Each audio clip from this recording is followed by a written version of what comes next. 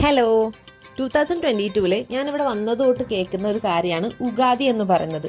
അപ്പോൾ അതെന്താണെന്ന് ഒരു ഐഡിയ ഉണ്ടായിരുന്നില്ല. ഇപ്പോൾ അതിനെക്കുറിച്ച് വലിയ ധാരണയൊന്നുമില്ല.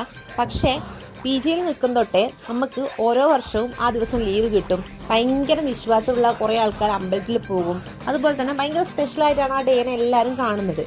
അപ്പം അതെന്ന് പറയുന്നത് ഇവിടെ കർണാടകക്കാരുടെ പ്രധാനമായിട്ടുള്ള പുതുവത്സര ആഘോഷമാണ്. സ്പെഷ്യൽ ഡേ ആയതുകൊണ്ട് തന്നെ അമ്പലത്തിൽ അത്യാവശ്യം തിരക്കുകൾ ഉണ്ടായിരുന്നു. അതൊക്കെ കഴിഞ്ഞ് നമ്മൾ നേരെ ആടത്തിരി കാണാൻ വേണ്ടി പോയി. അധികം എക്സ്പെക്ടേഷൻ ഒന്നും ഇല്ലാതെ പോയി കഴിഞ്ഞാൽ നല്ല എൻ്റർടൈൻ ആയി കുറച്ച് ചിരിച്ച് വരാൻ പറ്റുന്ന ഒരു നല്ലൊരു സിനിമ.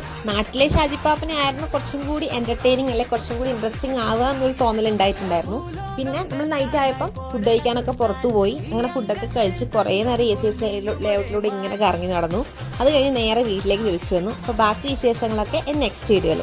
Till then bye.